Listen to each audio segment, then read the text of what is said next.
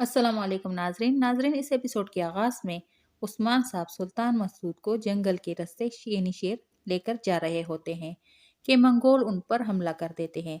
सुल्तान मसूद को तीर लग जाता है। उस्मान साहब सुल्तान मसूद को संभाल रहे होते हैं कि आप हौसला रखें, कुछ भी नहीं होगा। फिर उस्मान साहब अपने सिपाहियों से कहते हैं, सुल्तान की हिफाजत के लिए इनके गिर्द हिसार बना लो और दुश्मनों पर हमला करो। समागर दूर खड़ा उस्मान साहब को देखता है और उस्मान साहब भी उसे देखता है।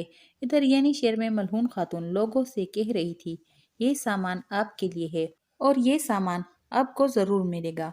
बेंगे खातून से ये सब कुछ हजम नहीं हो रहा था कि मलहून खातून किस तरह ये सामान लाने में कामयाब हो गई। फिर वो बाला से कहती है, अब के लिए तो ये ठीक हो गया, लेकिन बाद में आप लोग क्या करेंगे? सामान कहाँ से आएगा? ये सामान तो कुछ दिनों में ख़त्म हो जाएगा। बाला कहती है, आपको परेशान होने की ज़रूरत नहीं, बाद में कोई न कोई रास्ता निकल ही आएगा। बेंगे खातून कहती है, मैं क्यों न परेशान हूँ? ये मसला सिर्फ आप लोगों तक महदूद नहीं, बल्कि हम भी इस मसले से दो चार हैं। मैं तो कहती हूँ, आप सामान से भरी एक गाड़ी मुझे भी दे दे, ताकि मैं इसे आसपास के कबीलों में तकसीम कर लूँ। मलहून खातून ये सब कुछ सुन रही होती है। फिर इलचेचिक कहती है, ये एक बहुत अच्छी बात हो जाएगी। इस तरह से हम लोग भी आप लोगों की मदद कर सकेंगे। बाला कहती है, ठीक है, जैसे आप कह रही है वैसे ही कर लेते हैं। मलहून खातून जो कि ये सब बातें सुन रही होती है, लेकिन उनको ये बात बिल्कुल भी पसंद नहीं आती। बाला बेंगे खातून से कहती है, आपकी वजह से हमें भी फायदा हो जाएगा। जिन लोगों को देर से सामान मिलेगा, उन्हें ये सामान जल्द ही मिल जाएगा। बेंगे खातून कहती है, हमारी ज़ाती रंजिशें एक तरफ, लेकिन मैंने इस वक्त ये सब कुछ भुलाकर इस मामले में आपका साथ दिया। बाला गोरबूज अल्प को आवाज़ देती है कि सामान से भरी एक गाड़ी बेंगे खातून के हवाले कर दो। मलहून खातून मुड़कर जवाब देती है कि हरगिज़ नहीं, ऐसा नहीं होगा। जहाँ भी सामान तकसीम करना होगा, हम खुद जाएंगे, क्योंकि मुझे अब बेंगे खातून पर बिल्कुल भरोसा नहीं। बेंगे खातून कहती है, मैं सब कुछ भुलाकर आपकी मदद करना चाहती हूँ, लेकिन आपके दिल में मेरे लिए बहुत सी रंजिशें हैं। मलहून खातून कहती है, आप खुद सोच ले, थोड़ी देर पहले आप किसके साथ खड़ी थी? मलहून खातून का इशारा असमियाना सुल्ताना की तरफ था। मलहून खातून जेर कोताही से कहती है कि ये गाड़ी हम ही लेकर जाएंगे। जेर कोताही हाँ में इशारा करता है, जबकि बाला चीखते हुए गोरबूज से कहती है कि ये गाड़ी बेंगे खातून के हवाले कर दे, ताकि वो बाकी लोगों की मदद कर सके। मलहून खातून कहती है, ऐसा मत करो बाला। बाला गोरबूज के पास आकर कहती है, क्या आपने सुना नहीं? मलहून भी गोरबूज के पास आकर कहती है, मैं जो कह रही हूँ वो भी आपको सुनाई नहीं दे रहा। बेंगे खातून जो कि ये सब देख रही थी और दिल ही दिल में बहुत खुश हो रही थी। दूसरी जानिब जंगल में उस्मान साहब के सिपाही और समागर और इसके सिपाहियों के दरमियान लड़ाई जारी होती है। दोनों इतराफ से मुसलसल तीरों की बरसात शुरू होती है।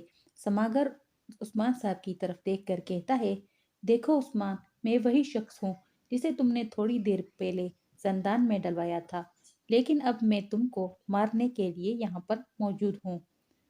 तुम और सुल्तान बस थोड़ी ही देर के मेहमान हो। उस्मान साहब कहते हैं, तुम्हें यहाँ आने की ज़रूरत नहीं थी। मैं कुछ ही देर में तुम्हारे पास खुद आने वाला था और अपने हाथों से तुम्हारी जान लेने वाला। दोनों अतराफ से तीर बरस रहे होते हैं।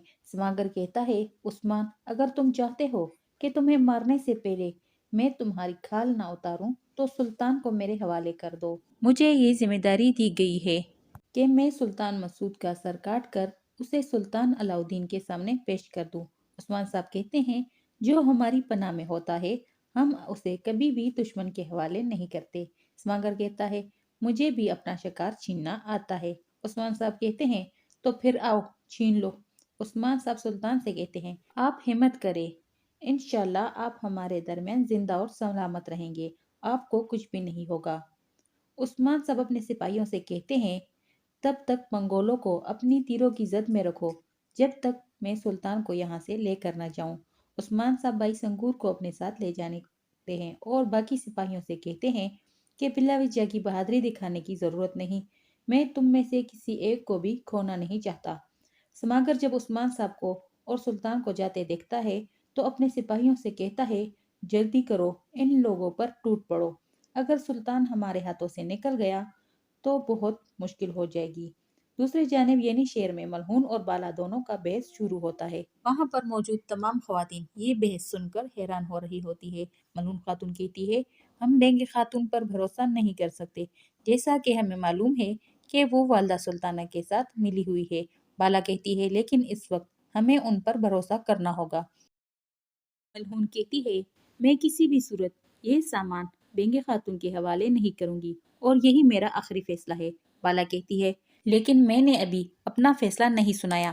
خواتین ان دونوں کو حیرانی کے ساتھ دیکھ رہی تھی کہ ان دونوں کے درمیان یہ اختلافات کیسے۔ ملہون خاتون کہتی ہے میں کئی دن سے نوٹ کر رہی ہوں کہ آپ کا رویہ بہت بدل چکا ہے اور آپ کی آواز بھی بہت گرج رہی ہے۔ یہ اس وقت سے ہو رہا ہے جب سے آپ والدہ سلطانہ سے مل کر آئی ہے۔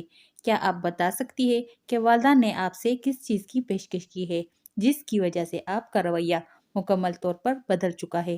بالا کہتی ہے یہ گرج پہلے سے ہی میری آواز میں موجود تھی، لیکن آپ نہ سننے کا ڈرامہ کر رہی تھی۔ ملہون خاتون کہتی ہے بالا ہوش میں آؤ، یہ تم کیا کر رہی ہو؟ بات کرنے سے پہلے سوچ لیا کرو، کہیں مجھ سے کوئی جرم نہ سرزد ہو جائے۔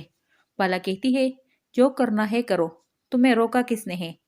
دونوں ایک دوسرے کو غصے کی نظروں سے دیکھ رہی ہوتی ہے، جبکہ بینگے خاتون یہ سب دیکھ کر بہت خوش ہو رہی ہوتی ہے کہ آخر کار میری اور والدہ کی مراد پوری ہو گئی کہ ان دونوں میں پھوٹ پڑ گئی۔ دوسری جانب سوغوت میں فریق سلطانہ کے ساتھ موجود ہوتی ہے۔ سلطانہ غصے میں فریق سے کہتی ہے ایک کام کی ذمہ داری تم لوگوں کو دی تھی وہ بھی تم لوگ پوری نہ کر سکے، آخر اتنی لاپرواہی کیوں؟ ملہون خاتون سامان حاصل کرنے میں کیسے کامیاب ہوئی؟ اتنی غفلت کے باوجود تم لوگ میرے پاس کیا کر رہے ہو؟ ایک کام تم لوگوں سے صحیح نہیں ہوا۔ فریق کہتی ہے میں جلد ہی اس واقعے کی معلومات لے کر آپ کے پاس حاضر ہوتی ہوں۔ والدہ نہایت غصے سے کہتی ہے کہ اگر تم لوگوں کی حالت یہی رہی تو بھول جاؤ کہ ہمارا کوئی معاہدہ ہوا ہے اور تمہیں کوئی بھی قلعہ سونپا دیا جائے گا۔ فریق جواباً کہتی ہے میں مانتی ہوں کہ یہ ہماری بہت بڑی غلطی ہے، لیکن میں آپ کو یقین دلاتی ہوں کہ میں اس غلطی کی تلافی کروں گی، میں یہ نقصان ضرور پورا کروں گی۔ والدہ کہتی ہے تمہیں یہ کرنا ہوگا، اس کے علاوہ تمہارے پاس کوئی دوسرا راستہ بھی نہیں۔ چند عورتوں نے میرے منصوبے کو کیسے تباہ کر دیا، لیکن اب تم اس بات کو یقینی بناؤ کہ کوئی بھی قلعہ یعنی شہر کے ساتھ تجارت نہ کرے۔ اگر کوئی یہ تجارت کرے تو یہ سامان تباہ کر دو۔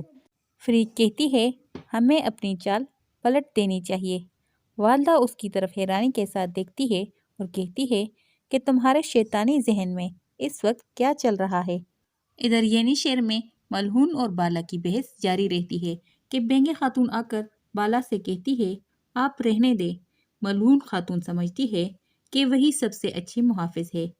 بالا گوربوز سے کہتی ہے کہ میں آخری بار تم سے کہہ رہی ہوں کہ یہ گاڑی بینگے خاتون کے حوالے کر دو۔